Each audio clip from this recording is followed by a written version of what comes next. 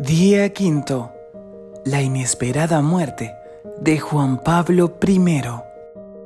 El 11 de octubre de 1962, el Papa Juan XXIII inaugura oficialmente en San Pedro el Concilio Vaticano II. La providencia dispuso que cuando sonó la hora del concilio, yo estuviera viviendo mis primeros frutos como obispo, después de haber recibido la ordenación episcopal el 28 de septiembre de 1958. Por lo tanto, tuve la gracia singular de participar en este gran trabajo y de ofrecer mi contribución.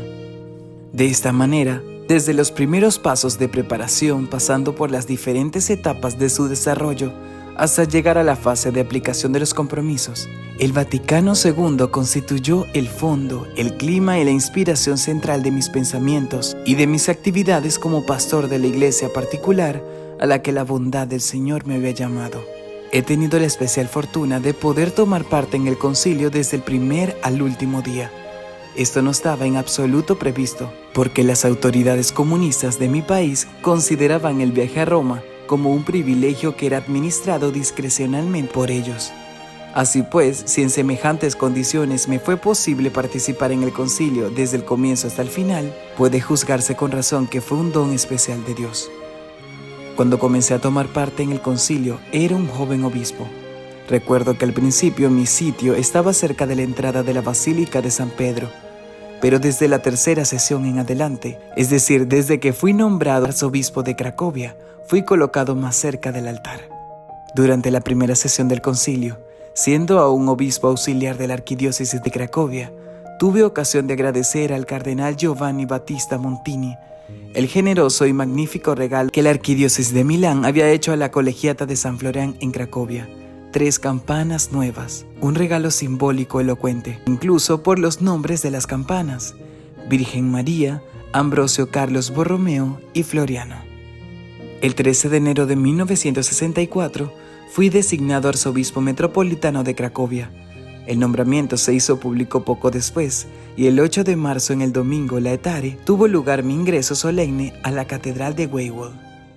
Los obispos de Cracovia tienen un privilegio especial que, por lo que sé, solo tienen 4 diócesis en el mundo.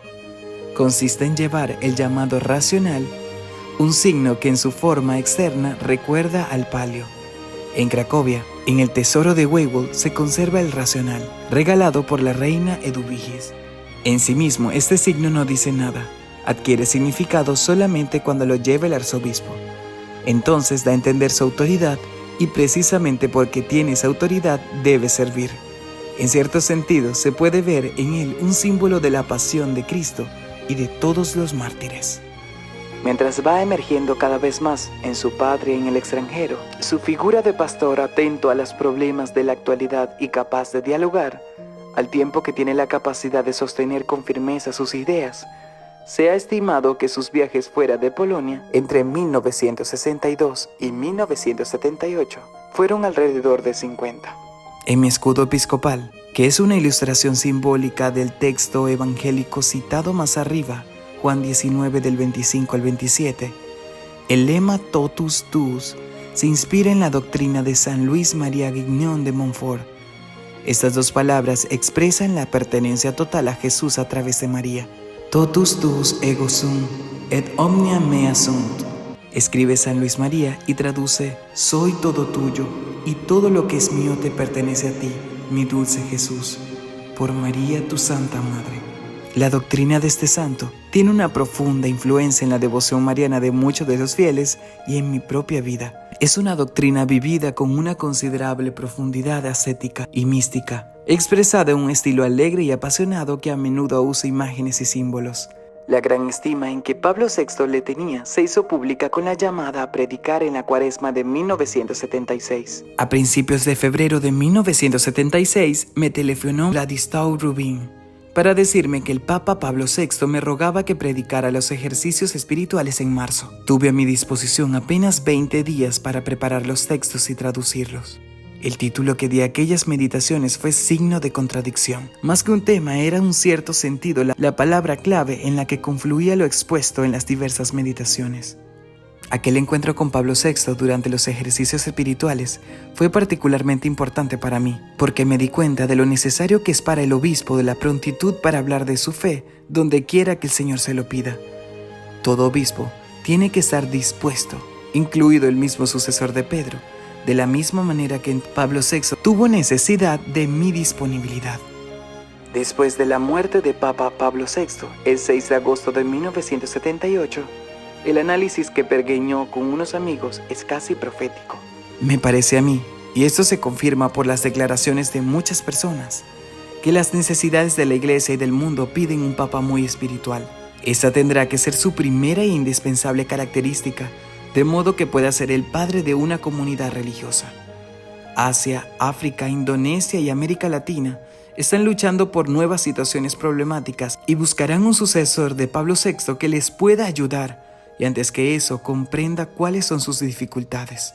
En la última misa celebrada antes de entrar en el cónclave, iniciado el 25 de agosto de 1978, se entrega a la oración con una fórmula significativa. Te rogamos, Dios Padre Omnipotente, que si resulta elegido como Papa un hombre que sea consciente de no ser capaz de soportar el peso de la responsabilidad que implica la función de vicario de tu Hijo, tú le infundas el valor de decir con San Pedro: aléjate de mí, Señor, porque soy indigno.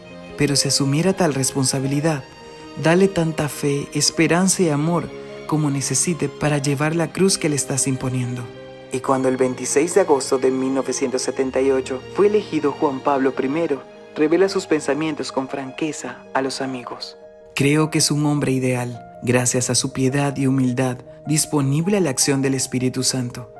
Ese Papa es el que la Iglesia necesita hoy. Apenas un mes más tarde, en la noche del 28 al 29 de septiembre, muere Juan Pablo I, y el arzobispo Wojtyła rememora su figura durante una misa conmemorativa en Cracovia.